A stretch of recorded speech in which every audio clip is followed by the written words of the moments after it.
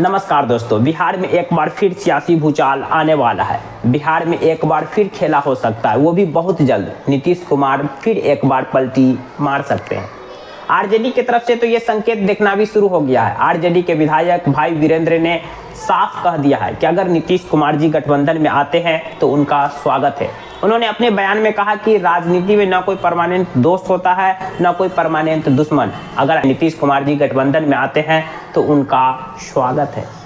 RJD के जो विधायक है भाई वीरेंद्र, वो लालू यादव के काफ़ी करीबी है। लालू यादव के काफ़ी करीबी वाले विधायक का इस तरह से बयान आना, राजनीति में तो सियासी भूचाल खड़ा होना लाजमी है। वो भी उस समय जब बिहार की सियासत में पहले से ही घमासान मचा हुआ है जेडीयू और बीजेपी के बीच। जेडीयू चाह रही है कि चुनाव से पहले ही बिहार में एनडीए गठबंधन का नेतृत्व कौन करेगा, यानी कि सीएम फेस कौन होंगे। बीजेपी स्पष्ट कर दे, साफ कर दे कि हम नीतीश कुमार के चेहरे पर ही बिहार में चुनाव लड़ रहे हैं। वही बीजेपी की तरफ से इस पर कभी हाँ कभी ना की खबरें आती रहती है। कभी बीजेपी के लीडर कहते हैं कि हमारे जो नेता है बिहार में वो नीतीश कुमार ही होंगे, नीतीश कुमार के चेहरे पर ही बिहार में चुनाव लड़ा जाएगा। तो कभी फिर कहा जाता है कि नहीं, ये तो चुनाव के नतीजे आने के बाद तय किया जाएगा कि बिहार में सीएम किसका होगा। इसी खींचतान के बीच जेडीयू और लालू यादव की पार्टी आरजेडी के बीच करीबी बढ़ना शुरू हो गया। और अब तो लालू यादव के करीबी विधायक ने ऑफर भी दे दिया कि अगर नीतीश कुमार जी महागठबंधन में आते हैं तो उनका स्वागत है, क्योंकि राजनीति में न तो कोई परमानेंट दोस्त होता है, न कोई परमानेंट दुश्मन। अब इस ऑफर पर जेडीयू की तरफ से क्या प्रतिक्रिया आता है, अभी तक तो जेडीयू की तरफ से कोई प्रतिक्रिया नहीं आई है। नीतीश कुमार अभी बिहार के यात्रा पर निकले हुए, महिला संवाद यात्रा पर। इस दौरान वो बिहार में अलग अलग जगह पर महिलाओं से मुलाकात करेंगे, अलग अलग योजनाओं का जायजा लेंगे कि बिहार में जो हमने योजनाएं लागू की है वो कितना इम्प्लीमेंट हो पाया, उस पर किस हद तक काम हुआ, किस हद तक काम नहीं हुआ। इस पर महिलाओं से फीडबैक लेंगे और फीडबैक लेने के बाद हो सकता है चुनाव से पहले कई सारी नई घोषणाएं नीतीश कुमार जी कर सकते हैं।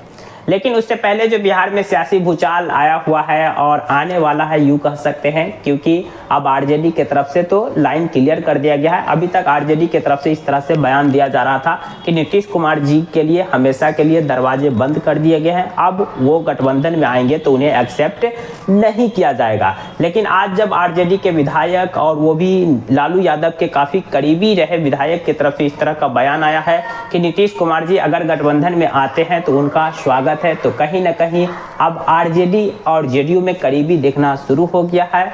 आरजेडी की तरफ से संकेत मिलना शुरू हो गया है कि आप बीजेपी को छोड़कर आरजेडी के साथ गठबंधन में आ जाइए।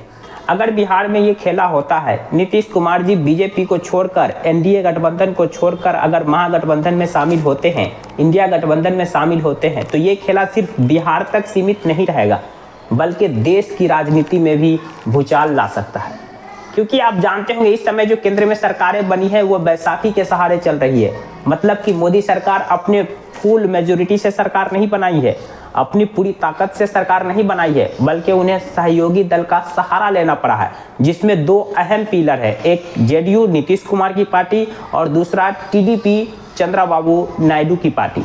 अगर नीतीश कुमार खेला करते हुए एनडीए से बाहर आ जाते हैं, एनडीए से अलग होकर इंडिया गठबंधन में शामिल हो जाते हैं, तो केंद्र में बीजेपी के लिए सरकार बचाना काफ़ी मुश्किल भरा कदम हो सकता है। क्योंकि फिर बच गए सिंगल चंद्रबाबू नायडू। अगर चंद्रबाबू नायडू भी पलट जाते हैं तो निर्दलीय, तो जिसकी सरकार बनने की संभावना रहती है उस तरफ चले जाते हैं। बाकी जो निर्दलीय का समर्थन अभी एनडीए गठबंधन को है, तो वो कभी भी पलटकर इधर से उधर हो सकते हैं। और चिराग पासवान, जिनके पास अभी 5 सांसद है, उनका बीजेपी से दूरी किसी से छुपी नहीं है, क्योंकि सरकार बनने के बाद वो मंत्री रहते हुए केंद्र की मोदी सरकार के 5 फैसलों पर अपनी आपत्ति जता चुके हैं। अगर बिहार में नीतीश कुमार जी खेला करते हैं, नीतीश कुमार जी बिहार में पलटी मारते हैं, तो ये खेला सिर्फ बिहार तक सीमित नहीं रह सकता है, ये देश की राजनीति में भी भूचाल ला सकता है। और हो सकता है कि केंद्र की सरकारें भी बदल जाए, क्योंकि नीतीश कुमार जी पलटी मारेंगे तो उधर चंद्रबाबू नायडू पर भी मतलब कि इस तरह के दबाव इंडिया गठबंधन के नेताओं द्वारा बनाया जाएगा कि आप भी पलट जाइए,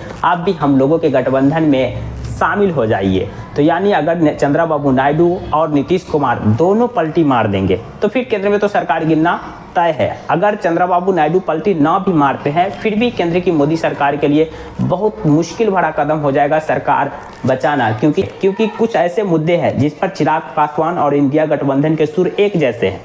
जैसे जातिगत जनगणना, इंडिया गठबंधन कह रही है कि हम पूरे देश भर में जातिगत जनगणना कराएंगे। बीजेपी जातिगत जनगणना के मूड में नहीं है, लेकिन चिराग पासवान कह रहे हैं कि हाँ जातिगत जनगणना होना चाहिए।